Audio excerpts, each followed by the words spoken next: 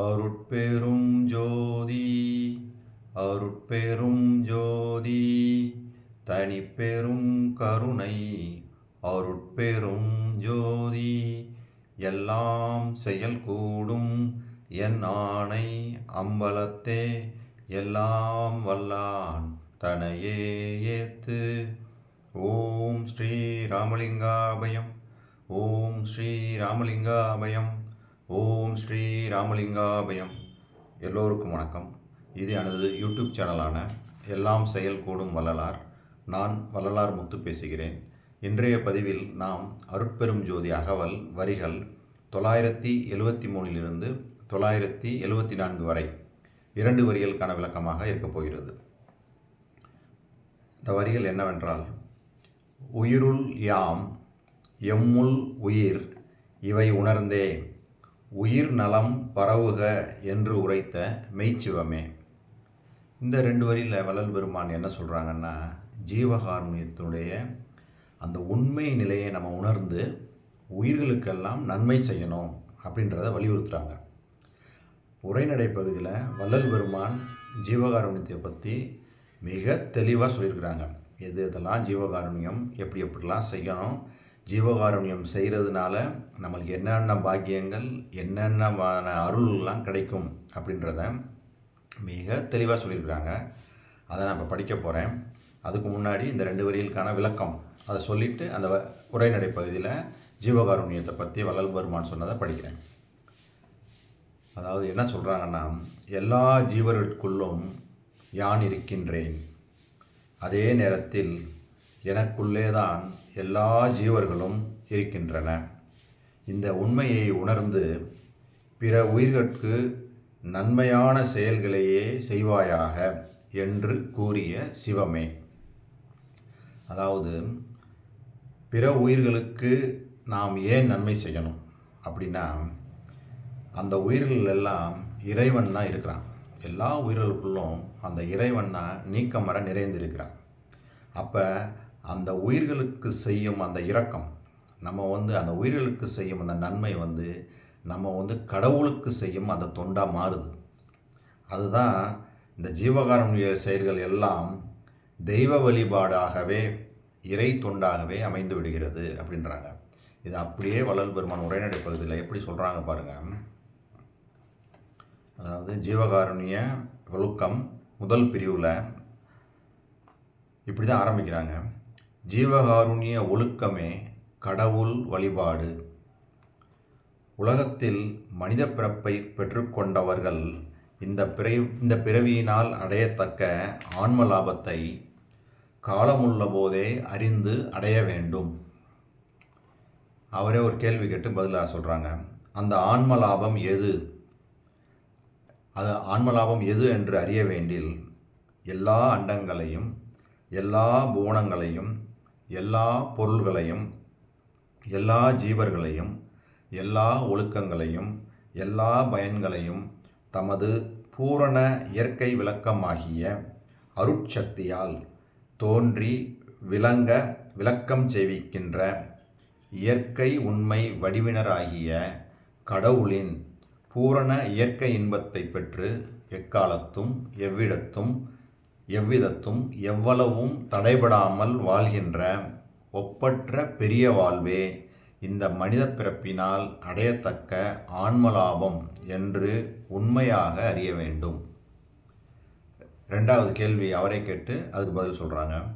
இயற்கை இன்பத்தை பெற்று தடைபடாமல் வாழ்கின்ற அந்த பெரிய வாழ்வை எதனால் அடையக்கூடும்? அதற்கு பதில் அவர் சொல்கிறாங்க, கடவுளின் இயற்கை விளக்கமாகிய அருளை கொண்டே அடையக்கூடும் என்று அறிய வேண்டும். 3வது ஒரு கேள்வி, கடவுளின் இயற்கை விளக்கமாகிய அருளை எதனால் பெறக்கூடும்? அதற்கு பதில், ஜீவகாருண்ய ஒழுக்கத்தினால் கடவுள் அருளை பெறக்கூடும் அல்லது வேறு எந்த வழியாலும் சிறிதும் பெறக்கூடாதென்று உறுதியாக அறிதல் வேண்டும். சரி, அடுத்து ஒரு கேள்வி அவரே வைக்கிறாங்க. கடவுள் அருளை ஜீவகாருண்ய ஒழுக்கத்தினால் பெறக்கூடும் அல்லது வேறு எந்த வழியாலும் பெறக்கூடாது என்பது எப்படி? அதுக்கு பதில், அருள் என்பது கடவுள் தயவு, கடவுள் இயற்கை விளக்கம். ஜீவகாருண்யம் என்பது ஜீவர்கள் தயவு, ஜீவர்கள் ஆன்ம இயற்கை விளக்கம். இதனால் தயவை கொண்டு தயவை பெறுதலும், விளக்கத்தை கொண்டு விளக்கத்தை பெறுதலும் கூடும். வேறொன்றினால் பெறக்கூடாமை அனுபவமாகலின் ஜீவகாருண்யத்தை கொண்டு அருளை பெறுதல் கூடும். வேறொன்றினாலும் பெறக்கூடாமை நிச்சயம். இதற்கு வேறு பிரமாணம் வேண்டாம் என்று அறிய வேண்டும். அப்படி நீங்கள் சொல்லிட்டு அப்படியே மகா மந்திரம்னு நம்ம சொல்கிறோம் பார்த்தீங்களா? அருட்பெரும் ஜோதி, அருட்பெரும் ஜோதி, தனிப்பெரும் கருணை, அருட்பெரும் ஜோதி. இந்த மகா மந்திரத்துக்கான விளக்கத்தை பேருபதேசத்தில் கொடுத்துருக்குறாங்க. அங்கே எப்படி இந்த மகா மந்திரத்துக்கான விளக்கம் பாருங்களேன், என்னவா இருக்குன்னு பாருங்கள். இதை நம்ம தெரிஞ்சுக்கிறணும். நம்ம எப்போ நம்ம சொல்லிக்கிட்டே இருக்கோம், மகா மந்திரத்தை சொல்லிக்கிட்டே இருக்கோம். மகா மந்திரம் வாச்சியார்த்தம்னே சொல்கிறாங்க. வாச்சியார்த்தம்னா அதனுடைய நேரடியான அந்த விளக்கம். அதாவது அவங்க சொல்லியிருக்க இந்த மகா மந்திரம் அந்த வாக்கியத்தோடைய அந்த அந்த வாக்கியத்துடைய நேரடியான வெளிப்படையான விளக்கம் தான் இது. அது என்ன சொல்கிறாங்க அப்படின்னா, பேருபதேசத்தில் அதை படிக்கிறேன் பாருங்களேன். இதை நம்ம தெரிஞ்சுக்கிட்டோம் அப்படின்னா மகாமந்திரம் எவ்வளவு அந்த ஜீவகாருண்யத்தை வலியுறுத்துன்னு நம்மளுக்கு தெரியும். அதை நம்ம ஒவ்வொரு தடவையும் சொல்லும்போது நாம் ஜீவகாருண்யத்தோடையே இருக்கணுன்றதை தான் அது வலியுறுத்துது. அது எப்படின்னு பாருங்களேன். அதை தெரிஞ்சுக்கிட்டு திரும்ப மீதி உள்ள வரிகளை படிக்கலாம்.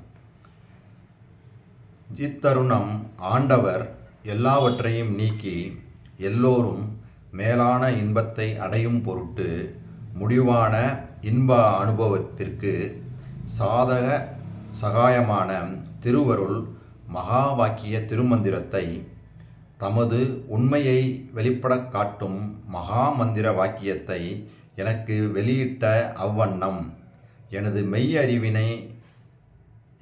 மெய்யறிவின் கண் அனுபவித்து எழுந்த உண்மை அறிவு அனுபவ ஆனந்த இன்பத்தை நீங்கள் எல்லாவரும் என்போல் ஐயம் திரிபு மயக்கம் இன்றி அடைய என்னுள்ளே எழுந்து பொங்கிய ஆன்மநேய ஒருமைப்பாட்டு உரிமையை பற்றி குறிப்பிப்பேன். நமது ஆண்டவர் கட்டளையிட்டது யாதெனில் நமக்கு முன் சாதனம் கருணை ஆனதினாலே ஆண்டவர் முற்சாதனமாக அருட்பெரும் ஜோதி, அருட்பெரும் ஜோதி, தனிப்பெரும் கருணை, அருட்பெரும் ஜோதி என்னும் திருமந்திரத்தை வெளிப்படையாக எடுத்துக்கொண்டார். தயவு, கருணை, அருள் என்பவை ஒரு பொருளையே குறிக்கும். ஆதலால் பெரிய தயவுடைய அறிவே பூரண இன்பமாம். அது ஒப்பற்ற பெருந்தயவுடைய பேரறிவேயாம். இது வாக்கியார்த்தம். அதாவது இது நேரடியான இந்த மகாமந்திரத்திற்கான விளக்கம் அப்படின்னு சொல்லி தெளிவாக சொல்கிறாங்க. இவ்வண்ணம் சாதனம் முதிர்ந்தால் முடிவான இன்ப அனுபவம் பெறுவதற்கு தடையில்லை அப்படின்னே சொல்கிறாங்க. அப்போ நம்ம தயவு வழியிலேயே பயணித்து இதையே சாதனமாக எடுத்து நம்ம பயணித்தோமானால் முடிவான இன்ப அனுபவம் பெறுவதற்கு தடை இல்லை அப்படின்றாங்க. அது என்ன சொல்கிறாங்க? பெரிய தயவுடைய அறிவே பூரண இன்பமாம். அந்த அறிவு என்னது? பெரும் தயவுடைய பேரறிவு அப்படின்றாங்க. அப்போ நம்ம அருட்பெரும் ஜோதின்னு முதல்ல சொல்கிறோம்ல, அதுக்கு பெரிய தயவுடைய அறிவேன்னு அர்த்தம். அதுக்கப்புறம் ஒரு அருட்பெரும் ஜோதி சொல்கிறோம் பார்த்தீங்களா, அது பூரண இன்பமாம் அப்படின்னு சொல்லி அர்த்தம். தனிப்பெரும் கருணைன்றது அந்த ஒப்பற்ற பெரும் தயவு, அதைத்தான் தனிப்பெரும் கருணை. கடைசியாக வர்ற அருட்பெரும் ஜோதிக்கு அர்த்தம் பேரறிவே ஆகும் அப்படின்னு அர்த்தம்.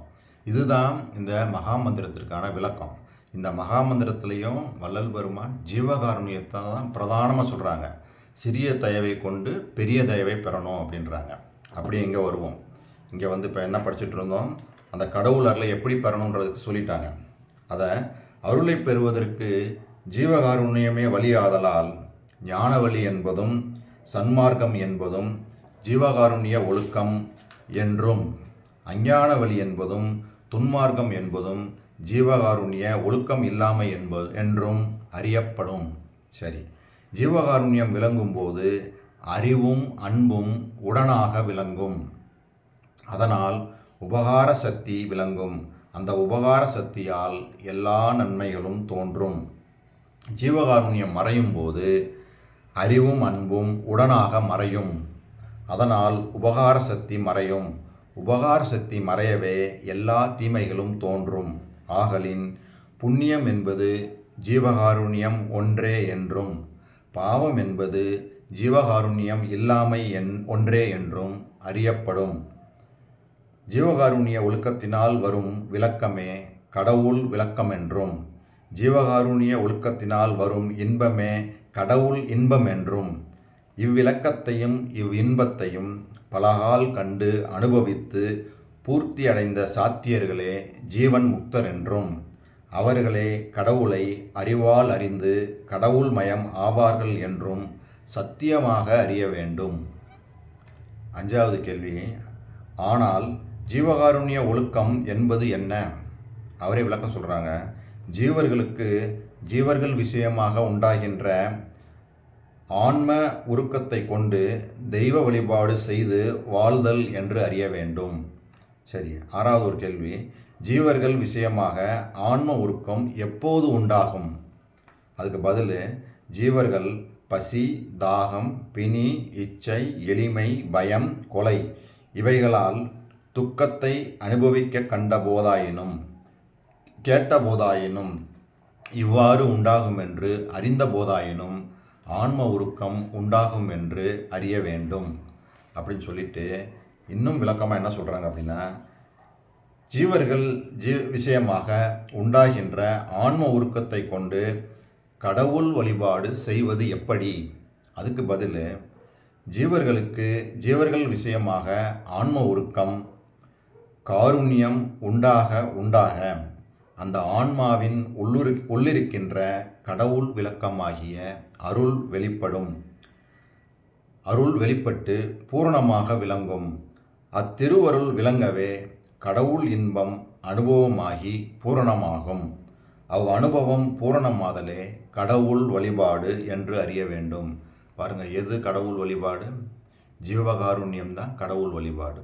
இது பாருங்கள், எவ்வளோ தெளிவாக சொல்கிறாங்க பாருங்கள். எதனால் அது ஜீவகாருண்யம் கடவுள் வழிபாடுன்னு சொல்கிறாங்க, எவ்வளோ தெளிவான விளக்கங்கள் கொடுத்துட்டு வராங்க பாருங்கள்.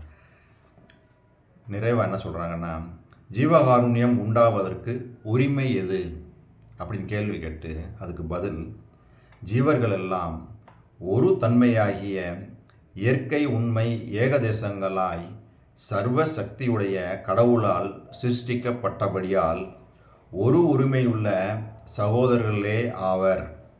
சகோதரர்களுள் ஒருவர் ஒரு ஆபத்தால் துக்கப்படுகின்ற போதும் துக்கப்படுவார் என்று அறிந்த போதும் அவரை தமது சகோதரர் என்று கண்ட மற்றொரு சகோதரருக்கு உருக்கம் உண்டாவது சகோதர உரிமையாகலின், ஒரு ஜீவன் துக்கத்தை அனுபவிக்க கண்டபோதும் துக்கப்படுமென்று அறிந்தபோதும் மற்றொரு ஜீவனுக்கு உருக்கம் உண்டாவது பழைய ஆன்ம உரிமை என்று அறிய வேண்டும். பாருங்கள், ஆன்மநேய ஒருமைப்பாட்டு உரிமையை சொல்கிறாங்க. அப்போ இதிலிருந்து வள்ளல் பெருமான் ஜீவகாருண்யம்னா என்னன்னு சொல்லி தெளிவாக சொல்லியிருக்கிறாங்க. அந்த மகாமந்திரத்துக்கான விளக்கத்துலேயும் அதுதான் இருக்குன்றதும் சொல்கிறாங்க. ஸோ இந்த 2 வரியில் எவ்வளோ விஷயங்கள் ஜீவகாருண்யத்தை பற்றி எவ்வளோ தெளிவாக சொல்லியிருக்காங்க பாருங்கள். உயிருள் யாம் எம்முள் உயிர் இவை உணர்ந்தே உயிர் நலம் பரவுக என்றுரைத்த மெய்ச்சிவமே. அப்போ நம்ம ஜீவகாருண்யம் எப்படி பண்ணணும் அப்படின்னா, ஒவ்வொரு உயிருக்குள்ளேயும் கடவுள் தான் இருக்கிறாரு அப்படின்னு சொல்லி அந்த ஒவ்வொரு உயிரையும் கடவுளாக நினச்சி தான் நம்ம ஜீவகாருண்யம் பண்ணணும். அதுதான் தெளிவாக அந்த வரிகளில் சொல்லியிருக்கிறாங்க. நான் சொன்ன இந்த விளக்கங்கள் எல்லாம் உங்களுக்கு புரிஞ்சிருக்குன்னு நினைக்கிறேன். நாம் மீண்டும் நாளை சந்திப்போம். இதுவரை பொறுமை காத்து எனது வீடியோவை பார்த்த உங்களுக்கு கோடான கோடி நமஸ்காரங்களும் நன்றிகளும். அருட்பெரும் ஜோதி அருட்பெரும் ஜோதி தனிப்பெரும் கருணை அருட்பெரும் ஜோதி.